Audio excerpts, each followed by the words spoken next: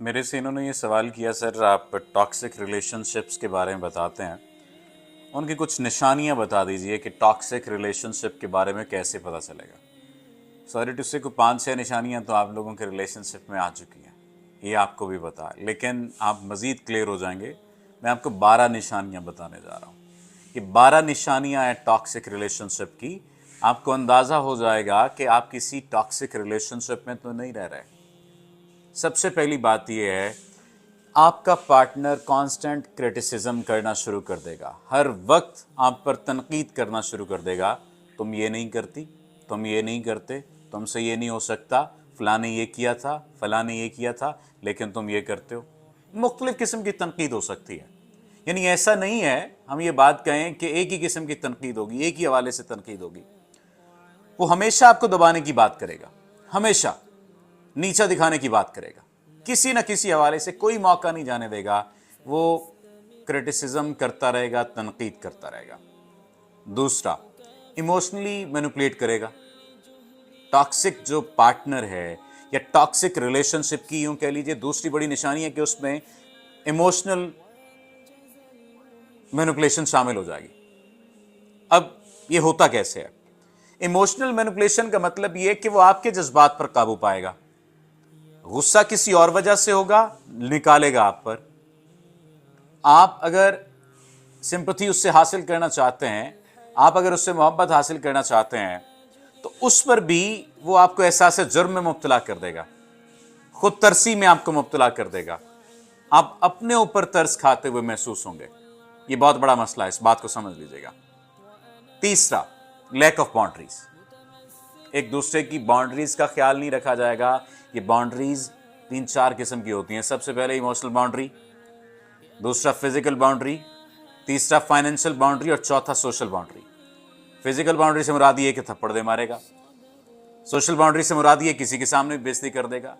Financial boundary से मुराद ये है कि वो आपके पैसों का, आपकी चीज़ों का, आपके फाइनेंसेस का ख्याल नहीं रखेगा।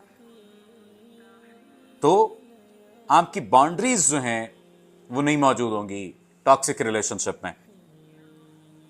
आपकी ज़ाती जगह का, ये ज़ाती जगह ज़हनी भी हो सकती है, आपकी सिफाती जगह का, आपकी राजदारी का, आपकी जो सोशल स्ट्रक्चर में जो अहमियत है उसका ख्याल नहीं रखेगा। चौथा, वो इमोशनली अब्यूज़ करेगा आपको। मसलन आपकी इज़्ज़त नफ्स को मजरूह करेगा। आप ये बात कहेंगे कि मुझे तुम्हारी ज़रूरत है, मुझे तुम्हारे साथ की ज़रूरत है, वो कहेगा कि तुम्हारे ड्रामे नहीं ख़त्म होते। आपके साथ अगर ऐसा हो तो मुझे कमेंट सेक्शन में आपने बताना है। अच्छा, फिर वो इज़्ज़त नफ्स को मजरूह करने के लिए मुख्तलिफ नामों से पुकारेगा, आपसे जुड़े लोगों को तकलीफ देना शुरू करेगा, इमोशनली अब्यूज़ करेगा, इस अंदाज से तौहीन करेगा, मुसलसल मजाक उड़ाएगा आपका। ये इमोशनल अब्यूज़ की किस्म होगी। पांचवी चीज़, वो जेलसी या पोजेशन को एक ऐसी हद तक ले जाएगा जहां पर आपको जाकर ये बात महसूस होगी कि शायद मेरा इसके साथ शादी करने का या इसके साथ रिलेशनशिप में आने का फैसला गलत था।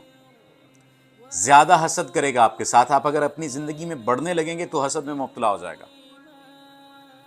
पोजेशन इस अंदाज से होगी कि ज़ाती मिल्कियत समझेगा, और ज़ाती मिल्कियत के साथ क्या किया जाता है, अखाड़ पछाड़ है। यानी मैं ये ज़ाती पोजेशन किस किस्म की होगी, ये मेरी चीज़ है, मिसाल दे रहा हूँ आपको भी, आप दोनों समझ लें इस बात को। ये मेरी चीज़ है, मैं इसके साथ जो कुछ मर्जी करूँ, जैसे मर्जी फेंकूं, मैं इसे जहां पर मर्जी फेंकूं, और किसी को इस बात की इजाजत नहीं है कोई हमारे मामले में टांग अटकाए। हो सकता है मैं गलत एग्जाम्पल दे रहा हूं, आप लोगों को गलत लगे, लेकिन इसी किस्म की पोजीशन उसकी जात के अंदर आ जाएगी। ये बात समझना बहुत ज्यादा जरूरी है। फिर गैस लाइटिंग करेगा। गैस लाइटिंग क्या है? आपको आप ही की बात में, आप ही के एहसास में, आप ही के मुआहदे में इस अंदाज से शामिल कर लेगा कि खुद उससे मुकर जाएगा और आपको मुर्द इल्जाम ठहरा जाएगा, तुम्हारी वजह से मैंने ये किया। यानी आप दोनों के दरमियान को मुआहदा हुआ और ये आपसे कह दें कि तुम्हारी वजह से मैं मुआहदा तोड़ रहा हूं। यानी सादा सी मिसाल ले लेते हैं, आप ये कहते हैं मुझे अम्मी की तरफ लेकर जाएं, ये कहते हैं जी ठीक है, लेकिन एट दी एंड ये कोई ऐसी सिचुएशन क्रिएट कर दें और उसके बाद फिर आप पर शाउट करना शुरू कर दें कि तुम्हारी वजह से मैं तुम्हें नहीं लेकर जा रहा होगा, तुम रीजन बन रही हो, हालांकि आपने कुछ ऐसा नहीं किया होगा। मुस्कुराना बनता है आपका। तो ये गैस लाइटिंग की एक किस्म है, यानी आपकी फिर कोई ऐसी बात कर दी, कोई ऐसा मामला हो गया कि आपकी अकल पर सवाल उठाना शुरू कर देगा, पार्टनर आपकी अकल पर सवाल उठाना शुरू कर देगा, आप भी उस वजह से अपनी अकल पर सवाल उठाना शुरू कर देंगे कि हाँ वाकई ये तो मैं गलत कर रहा हूं। ये गैस लाइटिंग इसे कहते हैं, और भी मुख्तलिफ अंदाज से समझाया जा सकता है, सादा अल्फाज में समझा रहा हूं मैं। सातवीं चीज, डिसरिस्पेक्ट करेगा, ये बात जान लीजिए। आपकी इज्जत नहीं करेगा, किसी भी मौके पर आपकी इज्जत नहीं करेगा।